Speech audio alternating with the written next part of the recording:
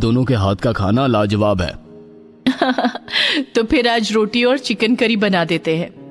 दोनों खाना बनाने में लगी गए कि तभी बाहर से गोलाबारी की आवाज सुनाई दी। कर्नल चिल्लाए, हमारे कैंप पर दुश्मन देश ने हमला कर दिया है, सभी अपना अपना पोजीशन ले लो। सभी ने हथियार लेकर पोजीशन ले लिया। बिरजू और बिमला रसोई के अंदर छुपे बैठे रहे। लड़ाई छिड़ गई। हाँ जी, सुनते हो, घर पर 5 बेटियां हमारे भरोसे बैठी हैं। अगर आज हमें कुछ हो गया तो उनका क्या होगा? चिंता मत करो बिमला, कुछ नहीं होगा। लड़ाई चलती रही। तभी बिरजू ने खिड़की से देखा कि एक दुश्मन पीछे से कर्नल को मारने आ रहा है। तभी बिरजू ने दौड़ लगाई और कर्नल को धक्का मार दिया। दुश्मन की गोली से बिरजू की मौत हो गई। ये देखकर बिमला भी चुप नहीं रह पाई। वो भी दुश्मन को मारने के लिए निकल गई, लेकिन दुश्मन की गोली से उसकी भी मृत्यु हो गई। कर्नल तो बच गया, लेकिन उस दिन वो पोस्ट देश के हाथ से निकल गया। दुश्मनों ने बागा पोस्ट नाम के उस पोस्ट पर अपना कब्जा जमा लिया। 5 बेटियों को जब अपने माता पिता की मौत के बारे में पता चला तब वो बहुत रोई। आप लोग हमें छोड़कर क्यों चले गए? अब हमारा क्या होगा? हम अनाथ हो गए, हम अनाथ हो गए। 5 फूट फूट कर रोए। उसके बाद मीना ने सबको संभाल लिया, लेकिन उसके मन में एक जिद चढ़ गई। जिन्होंने हमारे माता पिता को मारा है, मैं उन लोगों को नहीं छोड़ूंगी। मैं आर्मी में जाऊंगी और इस मौत का बदला लूंगी। हम भी आर्मी में जाएंगे दीदी, और हम भी बदला लेंगे। इसके बाद 5 ने खुद ही ट्रेनिंग शुरू कर दी। हर रोज सुबह 5 बजे उठना पड़ेगा और उसके बाद 10 किलोमीटर दौड़ लगानी होगी। उसके बाद घर लौटकर कसरत करनी होगी। 5 इसी रूटीन से आगे बढ़ने लगे। उधर कर्नल चिंता में पड़ गए। जो लोग लड़ाई में मारे गए थे, उन लोगों का अंतिम संस्कार करने के बाद उनकी आंखों में भी आंसू आ गए। जो लोग आज मर गए हैं उनकी कसम, बाघा पोस्ट हम वापस लेकर ही रहेंगे। लेकिन दुश्मन बहुत शक्तिशाली है और अभी अभी इतने जवानों को खोने के बाद कर्नल भी थोड़े दिन के लिए चुप बैठ गए। उस तरफ मीना अपनी बहनों को लेकर हर सुबह ट्रेनिंग करती रही। हर सुबह वो दौड़ने जाते और एक कुत्ता उनका इंतजार करता रहता। मीना उसको बिस्किट खिलाती। ऐसे उन लोगों की कुत्ते के साथ दोस्ती हो गई। मीना उसे घर ले आई। आज से तू हमारे साथ ही रहेगा, तू भी इस परिवार का हिस्सा है। तभी घर के बाहर मीना का चाचा लखा आ गया। यहाँ से निकलो तुम लोग, जल्दी निकलो। लेकिन क्यों चाचा? ये घर तो हमारा है। कागज दिखाओ जरा। कागज? वो तो नहीं पता कहाँ है। ये देखो मेरे पास है। तुम्हारे बाप ने घर का कागज गिरवी रखकर मुझसे उधार लिया था, उस हिसाब से ये घर मेरा हुआ। निकलो यहाँ से। ऐसा मत कीजिए चाचा, हम कहाँ जाएंगे? 5 बहुत रोए धोए, लेकिन लखा का दिल नहीं पिघला। उसने 5 को घर से निकाल दिया। लखा के पास बहुत पैसा था। वो क्या करता था ये किसी को नहीं पता था। इस लखे के पास इतना पैसा आया कहाँ से? उसे तो मैंने कोई काम करते हुए नहीं देखा। पता नहीं यार क्या करता है वो, कोई झोल झाल वाला काम तो नहीं करता। लोग बस बातें बनाते थे, लेकिन उसका पैसा देखकर उसके साथ कोई पंगा नहीं लेता था। इसीलिए मीना और बाकी चारों को भी किसी से कोई मदद नहीं मिली। लखा ने सबको मना करके रखा था। सुनो गांव वालों, अगर मेरी 5 भतीजियों को किसी ने अपने घर में जगह दी तो मैं उसे गांव से निकाल दूंगा। इसी डर से 5 को किसी ने अपने घर के अंदर घुसने तक नहीं दिया। मीना ने कहा, कोई बात नहीं बहनों, हमें हमारी मंजिल पर टिके रहना है, चाहे कुछ भी हो जाए। तब उस कुत्ते ने राह दिखाई। वो कुत्ता एक बड़े से पेड़ के नीचे रहता था। उस पेड़ में एक बड़ा सा छेद था। 5 उसी के अंदर रहने लगे। उसके अंदर 5 को ठीक से बैठने तक नहीं मिलता था। कोई बैठ जाता था तो कोई खड़ा होकर ही सो लेता था। और सुबह उठकर पहले कसरत और फिर जंगल में से फल और सब्जियां तोड़कर खाना बनाना। ऐसे ही उन लोगों के दिन बीतने लगे। दूसरी ओर कर्नल लड़ाई के लिए आर्मी जवानों की झुंड इकट्ठी करने लगे। लड़कों, हमें कैसे भी करके बाघा पोस्ट को वापस लेना है। क्या तुम लोग मेरा साथ दोगे? Yes sir. कुछ ही दिनों के अंदर कर्नल ने बाघा पोस्ट पर बैठे हुए दुश्मनों के ऊपर हमला कर दिया। लेकिन पता नहीं कैसे दुश्मनों को पहले से ही इस अटैक के बारे में पता था। वो लोग तैयार होकर ही बैठे हुए थे। कर्नल हार गए। इस बार भी वो मरते मरते बचे। भला उन लोगों को पता कहां से चल गया कि हम अटैक करने वाले हैं। अजीब है। कर्नल फिर से तैयारी में लग गए। इधर कठिनाई के साथ जूझते जूझते 5 लड़कियां बड़ी होने लगी। वो लोग जवान हो गई और एनसीसी कैंप में भर्ती हो गई। एनसीसी कैंप में मुफ्त में खाना भी मिलता था, इसीलिए इतने दिनों बाद पांचों को भरपेट खाना मिला। उस कुत्ते को भी खाना मिलता रहा। एनसीसी कैंप में वो कुत्ता भी उन लोगों के साथ ही रहता था। एक दिन एनसीसी कैंप में चोरी हुई। बहुत सारे लोगों का मोबाइल फोन चोरी हो गया। सब लोग परेशान हो गए। तब मीना ने कुत्ते से कहा, जा मोती, मैंने तुझे ट्रेनिंग दी है, जा और चोर को पकड़ कर ला। मोती सूंघते सूंघते एक लेक के किनारे पहुंच गया। वहां खुदाई करके देखा गया कि एक प्लास्टिक बैग के अंदर बांधकर सभी मोबाइल फोन को रखा गया था। सबको अपना अपना फोन मिल गया। मोती सूंघते हुए आगे बढ़ा और जंगल में से उस चोर को भी ढूंढ कर निकाला। उसका नाम गुल्लू था। गुल्लू को देखकर मीना को कुछ याद आ गया। अरे, मैंने तो एक बार इसे चाचा के घर पर देखा था। ये चोरी चकारी करता है। इसका मतलब क्या चाचा भी? मीना चिंता में पड़ गई। कैंप में पांचों लड़कियों की और कुत्ते की जय जयकार होने लगी। उस तरफ कर्नल चिंता में पागल हो रहे थे। इतने दिनों में उन्होंने कुल मिलाकर 9 ऑपरेशन किए थे, लेकिन हर एक बार दुश्मन को पहले से अटैक के बारे में पता था। ये कैसे हो सकता है? भला हर बार सटीक इंफॉर्मेशन उन तक पहुंच कैसे रही है? दूसरी ओर लखा का जमीन जायदाद दिन ब दिन बढ़ता गया। उसने बड़ा घर बना लिया, बड़ी गाड़ी खरीद ली। गांव वाले उसकी पीठ पीछे और ज्यादा बातें करने लगे। पक्का कुछ घपला करता है ये, नहीं तो इतना पैसा तो डाकुओं के पास भी नहीं है। उधर गुल्लू को छोटा मोटा चोर समझकर 2-3 थप्पड़ मारकर छोड़ दिया गया। अगले दिन कैंप में कर्नल साहब आए आर्मी सिलेक्शन के लिए, और उनकी नजर मीना और बाकी चारों लड़कियों पर पड़ी। लड़की होकर आर्मी ज्वाइन करना चाहती हो? डर नहीं लगता? नहीं साहब, हम लोगों का एक मिशन है। अच्छा, कैसा मिशन? तब मीना ने सारी बात बताई।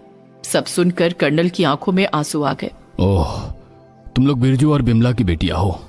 मुझे बचाते हुए ही तुम्हारे माता पिता ने अपनी जान गंवाई थी, लेकिन मैं आज तक उनके मौत का बदला नहीं ले पाया। मिलके लेंगे ना सर बदला। पांचों का आर्मी में सिलेक्शन हो गया।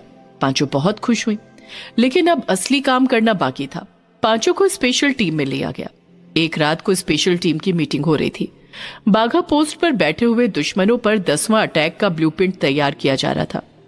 तभी मीना ने देखा कि गुल्लू खिड़की के बाहर बैठे हुए दूर से सब कुछ सुन रहा है। मीना ने कर्नल को ये बात बताई। तो चलो उसे पकड़ते हैं। नहीं सर, ये छोटा आदमी है, ये इतना बड़ा काम खुद से नहीं कर सकता। जरूर इसके पीछे किसी का हाथ होगा। हम गुल्लू का पीछा करते हैं। मीना और कर्नल ने चुपके से गुल्लू का पीछा किया और गुल्लू जिसके पास गया वो देखकर मीना खड़ी की खड़ी रह गई। चाचा? इसका मतलब चाचा ने ही हर बार दुश्मनों को खबर दी। लखा ने गुल्लू से कहा, तू बस ऐसे ही इंफॉर्मेशन ला गुल्लू, तुझे मैं मालामाल कर दूंगा। दुश्मनों से बहुत पैसा मिलता है मुझे। तभी कर्नल ने लखा पर बंदूक तान दी और मीना ने गुल्लू पर। अरे अरे अरे अरे, ये क्या? बचाओ! दोनों को अरेस्ट किया गया और आजीवन कारावास की सजा दी गई। इस बार दुश्मनों को खबर नहीं मिली। उनके ऊपर अचानक से हमला किया गया। मीना ने इस ऑपरेशन को लीड किया। दुश्मन पूरी तरीके से हिल गए। इस बार भी कर्नल को पीछे से एक दुश्मन मारने के लिए आया और अचानक से वहां मोती आ गया और उसने दुश्मन की छाती पर छलांग लगाई और उसे नोच नोच कर मार डाला। कर्नल बच गए। कर्नल, मीना और बाकी चारों ने मिलकर बाघा पोस्ट वापस ले लिया। माँ, पापा, आज हमारा सपना पूरा हुआ। आज हम लोगों ने आप दोनों की मौत का बदला लिया है। सभी बोलो, भारत माता की जय, भारत माता की जय। कर्नल बहुत खुश हुए। उन्होंने मोती को आर्मी ट्रेनिंग के लिए भेज दिया और वहां से मोती को भी आर्मी में नौकरी मिल गई। पांचों को बड़ा ऑफिसर बना दिया गया। रहने के लिए घर दिया गया और इसके बाद से पांचों खुशी खुशी देश की सेवा करने लगी। दोस्तों, आप लोगों को प्रजातंत्र दिवस की बहुत बहुत शुभकामनाएं। वंदे मातरम, भारत माता की जय।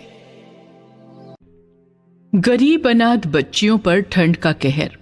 ठंड इतनी है कि पूरा शरीर थर थर कांप रहा है। ऊपर से हर वक्त ठंडी ठंडी हवा भी चल रही है। कोई अपने घर से निकल ही नहीं रहा है। सभी अपने अपने कमरे में कंबल ओढ़कर बैठे हुए हैं, लेकिन पूजा और उसकी बाकी बहनें इतनी भी खुश नसीब नहीं हैं। उन लोगों के पास एक कंबल तो छोड़ो, एक घर तक नहीं है। दीदी, बहुत ठंड लग रही है। ठंड में मेरी सांस फूल रही है। पूजा की बहन परी ठंड से कांप रही है, लेकिन पूजा के पास ठंड से बचने का कोई उपाय ही नहीं है। भगवान ने इन पांचों के लिए सिर्फ भुगतना लिखा है। ये लोग हमेशा से गरीब थे, लेकिन रास्ते पर नहीं थे। इन लोगों के पास टूटा फूटा ही सही, लेकिन एक घर था। इनके माता पिता भी थे। वो दोनों ट्रक में भारी भरकम माल लोड करने का काम करते थे। आज बहुत काम है विमला, बहुत भारी सामान उठाना पड़ेगा। क्या तुम इस हालत में उठा पाओगी? हाँ, उठाना तो पड़ेगा ही। जिम्मेदारी और बढ़ रही है, काम तो करना ही होगा। पूजा की माँ बिमला तब गर्भवती थी। तब वो लोग 4 बहनें थे और एक इस दुनिया में आने वाली थी। उसके पिता रमेश और माता बिमला हर रोज काम पर जाते थे और पूजा घर संभालती थी। लेकिन उस दिन कुछ गड़बड़ हो गई। बिमला गर्भवती अवस्था में ही भारी भरकम माल ट्रक में उठाने लगी, लेकिन तभी उसके पेट में दर्द शुरू हो गया। आह, बहुत दर्द हो रहा है। आह! क्या हुआ बिमला, क्या हुआ? तभी वहां की बाकी औरतों ने कहा, लगता है बिमला की डिलीवरी होने वाली है, हट जाओ सब लोग यहाँ से। सभी औरतों ने मिलकर साड़ियों से उस जगह को घेर दिया और बिमला की कोख से एक बेटी पैदा हुई। सबके चेहरे पर मुस्कान छा गई। लेकिन तभी मालिक आ गया। ये क्या हो रहा है यहाँ? काम रोक कर बच्चा बच्चा खेल रहे हो तुम लोग? नहीं मालिक, अब मेरी बीवी पेट से थी ना, उसकी डिलीवरी हुई है। काम धंधा नहीं है, खुद के खाने का ठिकाना नहीं, एक के बाद एक बच्चा लिए जा रहे हो। ये सुनकर बिमला गुस्सा हो गई। मालिक, ये मेरी बच्ची है, बच्ची को लेकर उल्टी सीधी बातें मत करना। अच्छा, नहीं तो क्या करेगी? ये बोलकर मालिक ने उसी हालत में बिमला को मारना शुरू किया। बिमला बच्चे को गोद में लेकर मार खाती रही और सब लोग चुपचाप देखते रहे। मालिक वहां से चले गए और अपने मन में कहा, ये लोग बहुत बढ़ गए हैं, इनके बच्चे के साथ ही इन्हें कुचल दूंगा आज। काम खत्म होने के बाद रमेश और बिमला अपनी बच्ची को गोद में लेकर निकल गए। वो दोनों बहुत खुश थे। विमला की गोद में सोकर वो बच्ची भी हंस रही थी। लेकिन तभी दूसरी ओर से मालिक एक ट्रक लेकर बहुत स्पीड में उन लोगों के सामने आ गए और रमेश ट्रक के नीचे कुचला गया। नहीं, ये क्या हो गया? बहुत अच्छा हुआ। ये बोलकर मालिक ने ट्रक से बिमला को भी कुचल दिया।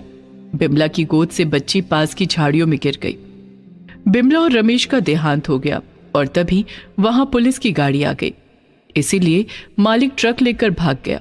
इतनी देर में पूजा और उसकी बाकी बहनों को उनकी नई बहन के बारे में खबर लग गई थी। लेकिन रात होने पर भी जब बिमला और रमेश उस बच्ची को लेकर नहीं लौटे, तब पूजा चिंता में पड़ गई। माँ बापू अभी तक लौटे क्यों नहीं? पूजा की तीसरी बहन राखी ने कहा, चलो दीदी, हम जाकर देखते हैं। चारों घर छोड़कर निकल गए, लेकिन जाकर देखा कि रास्ते में दोनों मरे पड़े हैं और आसपास पुलिस खड़ी है। पूजा दौड़कर डेड बॉडी के पास गई और रोने लगी। माँ बापू, क्या हो गया? क्या हो गया आप दोनों को? चारों बहुत रोए और फिर पूजा ने पुलिस से पूछा, पुलिस अंकल, मेरी बहन कहाँ है? मेरी माँ और बापू उसे ही लेकर आ रहे थे। बहन? लेकिन हमने तो किसी बच्चे को नहीं देखा। पुलिस दोनों डेड बॉडी को उठाकर ले गई। पूजा और बाकी बहनें मिलकर उसकी नवजात बहन को ढूंढते रहे। तभी झाड़ियों के बीच से एक कुत्ता उस बच्ची को मुंह में लेकर बाहर आया और पूजा के सामने रख दिया। बहन, मेरी बहन तो यहाँ है। उसने अपनी बहन को गोद में उठा लिया और फिर वो अपने घर की ओर चले गए। वो कुत्ता भी उन लोगों के पीछे पीछे चलता रहा। आजा, तू भी आजा, तू भी बिना माँ बाप का ही है। आजा, हम लोग एक साथ रहेंगे। वो लोग घर के पास पहुंच गए, लेकिन वहां पहुंचकर सभी चौंक गए। उन्होंने देखा कि एक बुलडोजर से उनके घर को तोड़ा जा रहा है और पास में एक सरकारी ऑफिसर खड़े हैं। पूजा ने उनके पैर पकड़ लिए। क्या हुआ साहब, हमारा घर क्यों तोड़ रहे हैं? यहाँ तो हम रहते हैं, अब हम कहाँ रहेंगे? वो सब मुझे क्या पता, सरकारी जगह पर झोपड़ी बना के रहोगे तो ऐसा ही होगा। जाओ, भागो यहाँ से। उस ऑफिसर ने पूजा को लात मार दी। पूजा गिर गई और उसे चोट लग गई। पूजा की बहनों ने उसे उठाया। उठो दीदी, उठो, यहाँ हमारा दर्द समझने वाला कोई नहीं है। चलो, हम कहीं और चलते हैं। वो लोग रास्ते पर आ गए और रहने का ठिकाना ढूंढने लगे। इतनी ठंड में न उन लोगों के पास घर रहा और न कोई ठिकाना। उनके पास अभी ठंड से बचने के लिए एक चद्दर तक नहीं है। चारों बहनों ने अपने अपने कपड़ों से थोड़ा हिस्सा फाड़कर अपनी नवजात बहन के लिए कपड़ा बना दिया और फिर बाकी सबको बहुत ठंड लगने लगी। दीदी, बहुत ठंड लग रही है, ठंड में मेरी सांस फूल रही है। परी ठंड में कांपने लगी और कांपते कांपते बेहोश हो गई। पूजा को कुछ समझ में नहीं आया कि वो करे तो क्या करे। उसने परी को भी अपने कंधे पर उठा लिया। तभी वो कुत्ता भौंकने लगा और भौंकते हुए जंगल की ओर चला गया। दीदी, लगता है ये कुत्ता हमें कहीं पर ले जाना चाहता है। हाँ, चलो सब लोग उसके पीछे। वो लोग उस कुत्ते का पीछा करते हुए जंगल की गहराई में चले गए। हाँ, ये जगह अच्छी है, हम यहाँ पर रह सकते हैं। उस जगह पर बहुत सारे बांस के पेड़ थे। पूजा ने बांस से एक घर बनाया और उसके बाद वो लोग वहां रहने लगे। कुछ देर बाद घर के अंदर गर्मी बढ़ी और परी को होश आ गया। सभी मिलकर उस कुत्ते को सहलाने लगे। तू ही हमारा अपना है रे, तेरी वजह से हम लोगों को एक घर मिला।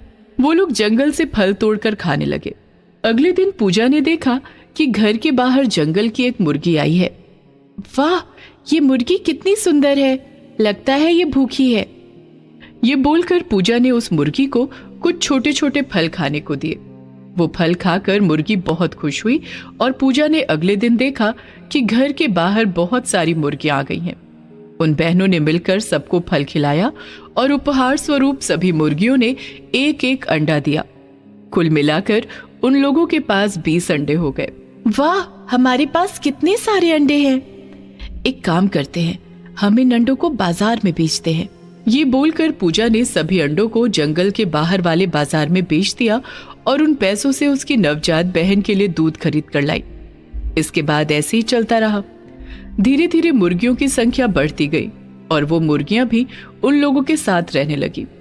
पूजा ने मुर्गियों के लिए एक बड़ा सा बांस का घर बना दिया और सभी मुर्गियां हर रोज कुल मिलाकर 100 अंडा देने लगी। हे भगवान, आपका लाख लाख शुक्र है, हमें इस जंगल में रोजगार मिल गया। वो कुत्ता मुर्गियों के साथ खेलता रहा और पूजा अंडे बेचती रही। ऐसे करके उन लोगों के पास बहुत सारे पैसे जमा हो गए और उन्होंने जंगल में ही एक अच्छा सा घर बना लिया। हर एक बहन के लिए अलग अलग कंबल खरीदा गया। ऐसे ही उन लोगों ने जिंदगी में सफलता प्राप्त की। उस तरफ बिमला और रमेश को मारने के जुर्म में मालिक को गिरफ्तार किया गया और उसे फांसी की सजा सुनाई गई।